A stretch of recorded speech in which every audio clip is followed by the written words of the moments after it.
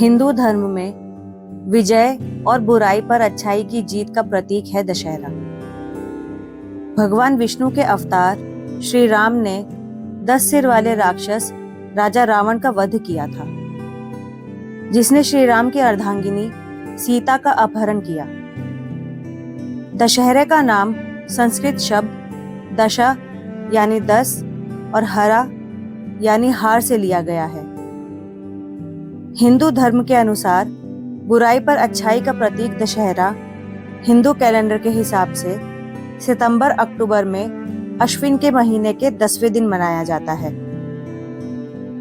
पूर्णिमा के साथ, जिसे उज्ज्वल पखवाड़ा यानी शुक्ल पक्ष कहा जाता है। नवरात्रि उत्सव और 10वें दिन दुर्गा पूजा उत्सव विजयादशमी भी कहलाता है। कई लोगों के लिए यह उत्सव दिवाली की शुरुआत का प्रतीक है, जो दशहरे के 20 दिन बाद आती है। दशहरा बहुत ही उत्साह और धूमधाम से मनाया जाता है। उत्तर भारत में इसमें रामलीला, राम के जीवन की गाथा का भव्य नाट्य मंचन होता है। रावण के पुतले के साथ मेघनाद यानी रावण का पुत्र और कुंभकर्ण यानी रावण का भाई को पटाखों से भरकर रात में खुले मैदान में जलाया जाता है। रामायण भारत के 2 महान काव्यों में से एक है, जिसमें दूसरा महाकाव्य महाभारत है। रामायण की रचना संस्कृत में की गई थी, संभवतः 300 ईसा पूर्व से पहले नहीं। कवि वाल्मीकि द्वारा रचित इस श्लोक में वर्तमान स्वरूप में लगभग 24,000 दोहे हैं, जो 7 भागों में विभाजित हैं। अयोध्या राज्य में भगवान श्री राम के शाही जन्म, ऋषि विश्वामित्र के अधीन उनके संरक्षण और वर प्रतियोगिता में भगवान शिव के शक्तिशाली धनुष को झुकाने में उनकी सफलता का वर्णन किया गया है। श्री राम ने राजा जनक की पुत्री सीता को इस प्रकार अपनी पत्नी के रूप में जीत लिया। महल में हुए षड्यंत्र के कारण श्री राम को राज्य के उत्तराधिकारी पद से हटा दिया गया, जिसके पश्चात वे अपनी पत्नी और अपने प्रिय भाई लक्ष्मण के साथ 14 वर्ष का वनवास बिताने के लिए जंगल में चले गए। लंका का राक्षस राजा रावण श्री राम की पत्नी सीता का अपहरण करके अपनी राजधानी ले गया, जबकि उसके भेजे हुए 2 राक्षस राम और लक्ष्मण को भ्रमित करने के लिए भेजे गए थे तथा उन्हें सुनहरे हिरण का पीछा करने में व्यस्त करवा दिया गया। उधर सीता माता दृढ़ता पूर्वक रावण के प्रस्तावों को ठुकराती रही। श्री राम और लक्ष्मण कई साहसिक कारनामों के पश्चात वानर राज सुग्रीव तथा उनकी सेना संग गठबंधन कर सेनापति हनुमान के साथ सीता मैया को बचाने निकल पड़े। रावण के भाई विभीषण की सहायता से श्री राम, लक्ष्मण, वानर राज सुग्रीव, बजरंगबली हनुमान के साथ मिलकर रावण का वध करके लंका को जीत सीता मैया को बचाते हैं। उन सीता माता को भी शुद्धता के संदेह के चलते अग्नि परीक्षा से निकलना पड़ा। वापस अयोध्या लौटने पर माता सीता की शुद्धता पर प्रजा द्वारा संदेह व सवाल उठाए गए। ये सब देखकर श्री राम कुछ न कर सके तथा सीता माता भी स्वयं को पुनः निर्दोष साबित करते हुए धरती में समा जाती हैं। धरती माँ की पुत्री कही जाने वाली सीता को उनकी माँ उन्हें ग्रहण कर लेती है। नमस्कार भक्तों, एक बार फिर से आप सभी का स्वागत है अनंत आशीर्वाद में। नवरात्र के पावन 9 दिनों के पश्चात 10वें दिन दशहरे का त्योहार मनाया जाता है। मान्यता है कि इस दिन श्री राम द्वारा रावण का वध कर बुराई पर अच्छाई की जीत मनाई जाती है। इस साल 2024 में शनिवार 12 अक्टूबर को मनाया जाएगा दशहरा। 14 वर्ष वनवास के दौरान लंकापति रावण ने जब माता सीता का अपहरण किया था, तो भगवान श्री राम ने हनुमान जी को माता सीता की खोज करने भेजा, जिसमें हनुमान जी को माता की खोज में सफलता प्राप्त हुई। उन्होंने रावण को बहुत समझाया कि माता सीता को सम्मान सहित प्रभु श्री राम के पास भेज दें, परंतु रावण तो रावण था।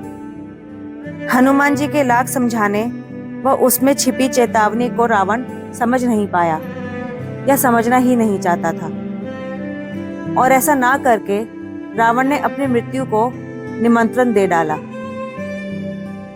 मर्यादा पुरुषोत्तम श्री राम ने जिस दिन रावण का वध किया, उस दिन शारदीय नवरात्र की दशमी तिथि थी।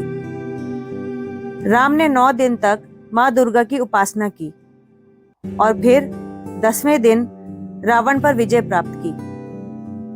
इसलिए इस त्योहार को विजयादशमी के रूप में भी मनाया जाता है। रावण के बुरे कर्मों पर प्रभु श्री राम की अच्छाइयों की जीत हुई। इस दिन रावण के साथ उसके पुत्र मेघनाद और भाई कुंभकर्ण के पुतले भी फूके जाते हैं। विजयदशमी को मनाने के पीछे एक और मान्यता बताई गई है कि इस दिन माँ दुर्गा ने चंडी रूप को धारण कर महिषासुर और उसकी सेना से 9 दिन तक युद्ध किया, और 10वें दिन माँ दुर्गा ने महिषासुर व सेना को परास्त कर विजय प्राप्त की।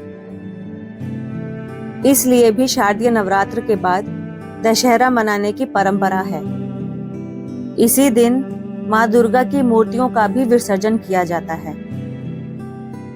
दशहरे का त्योहार हर साल अश्विन माह के शुक्ल पक्ष की दशमी तिथि को मनाया जाता है। इस दिन देवी अपराजिता की पूजा की जाती है। शाम के समय में रावण, कुंभकर्ण और मेघनाद के पुतलों का दहन किया जाता है। धार्मिक मान्यताओं के अनुसार रावण वध और लंका पर विजय के लिए भगवान श्री राम ने देवी अपराजिता की पूजा की थी। हिंदू धर्म का यह एक बहुत महत्वपूर्ण त्योहार है।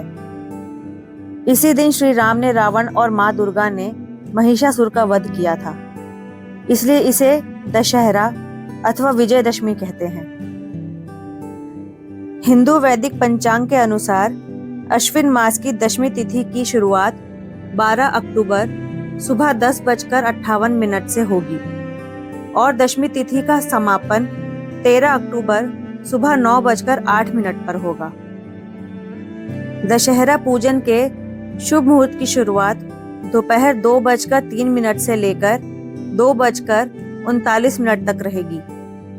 इसके हिसाब से इस साल पूजा करने के लिए 46 मिनट का समय मिलेगा। पूजा करने के लिए गाय का गोबर या उपला, दीपक, धूप व बत्ती, जनेऊ, रोली मोली, साबुत चावल, कुमकुम व चंदन की आवश्यकता होती है। अभिजीत मुहूर्त में विजयदशमी की पूजा अर्चना करना शुभ माना जाता है तथा सदैव ईशान कोण में दशहरा पूजन करें। पूजा स्थान को पहले गंगा जल से पवित्र करें। इसके बाद कमल की पंखुड़ियों से अष्टदल बनाएं। इसमें देवी अपराजिता से सुख समृद्धि की मनोकामना करें। इसके बाद प्रभु श्री राम और हनुमान जी की पूजा अर्चना कर उन्हें भोग लगाएं। पूजा पूर्ण होने से पूर्व माता की आरती और भोग लगाकर इसे प्रसाद रूप में बांट दें। इस दिन मांगलिक कार्य जैसे किसी नए काम की शुरुआत करना, वाहन व आभूषण आदि सामान खरीदना शुभ माना जाता है। दशहरे के दिन शस्त्रों की भी पूजा की जाती है। शस्त्र पूजा के लिए सुबह उठकर नहाने के बाद विजय मुहूर्त में शस्त्रों को निकालकर चौकी पर रखना चाहिए। इसके बाद शस्त्रों को साफ करके गंगा जल से पवित्र करना चाहिए। फिर रोली, चंदन, अक्षत, पुष्प, धूप, दीप से पूजा करनी चाहिए। पूजा के समय भगवान राम और माँ काली के मंत्रों का जाप करना चाहिए। पूजा के बाद बड़े बुजुर्गों का आशीर्वाद लेना चाहिए। प्रिय दोस्तों, दशहरा विजयदशमी की आप सबको हार्दिक शुभकामनाएं। आशा करती हूँ कि आपको यह वीडियो पसंद आई होगी। वीडियो पसंद आई हो तो वीडियो को लाइक करें, शेयर करें तथा हमारे YouTube चैनल अनंत आशीर्वाद को अवश्य ही सब्सक्राइब कर लें, ताकि आने वाले त्योहारों की कथा व कहानियाँ आपको समय से पूर्व मिल जाएं। और हाँ, बेल आइकन को भी सिलेक्ट कर लें, ताकि आपको वीडियोस की नोटिफिकेशन भी समय पर मिल जाए। जाते जाते कमेंट बॉक्स में जय श्री राम, जय माता दी लिखते जाएं। धन्यवाद।